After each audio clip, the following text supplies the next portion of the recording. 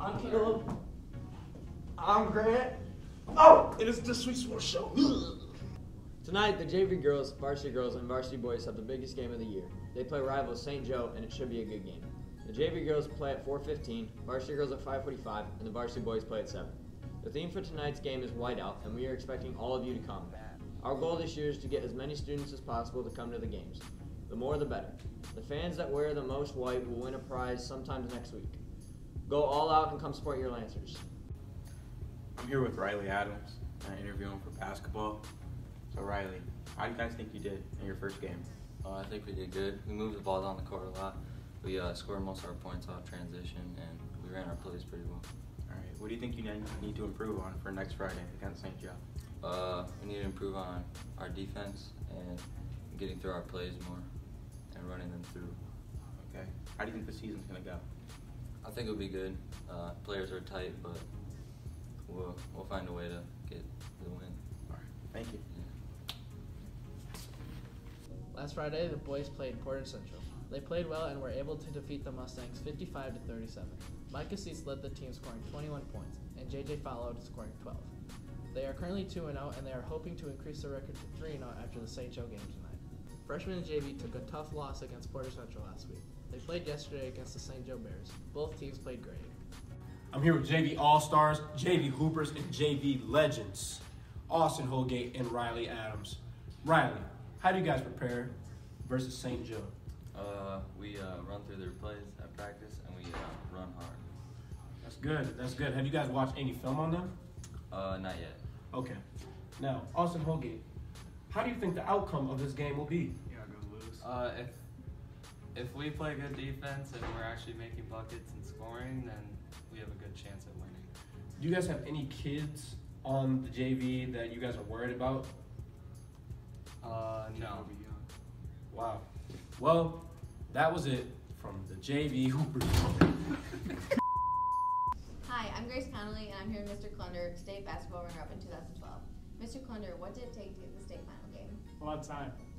We put in a lot of work. We had a group of seniors that kind of play basketball all year round, and spring conditioning and summer shooting and workouts and competitions. And, we just kind of bought into the program, so we put in a lot of time. Is it true that you're dunked on by Bulls guard Denzel Valentine? That is the rumor, but no. As good as he is, he did not have a dunk in our state championship game. That's good. What do you think the team needs in order to get back to state for the first time? I think it's going to take a group that buys into what Coach Schrader says. I mean, he's got a knack for getting to the finals.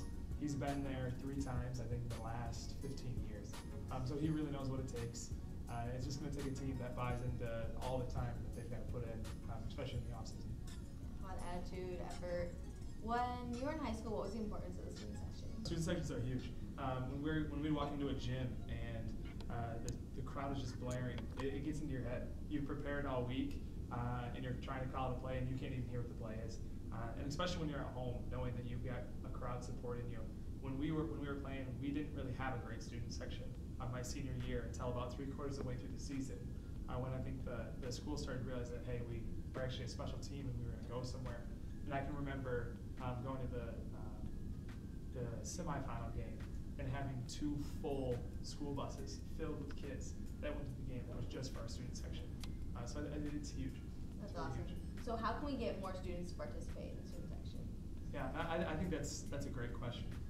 It's just going to take students wanting to show up. And I think once you're there and actively participating and actively doing the cheers and the chants, it's going to create quite an environment. And I think when students start to see the environment that's there, they'll want to go themselves.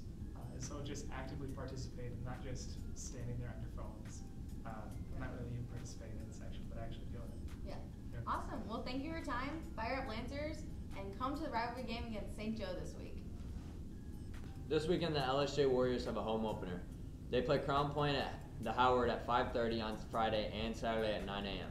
They also have a game at 8:20 at the Garden against Bloomington on Saturday and a game against Central Indiana on Sunday at 12:20.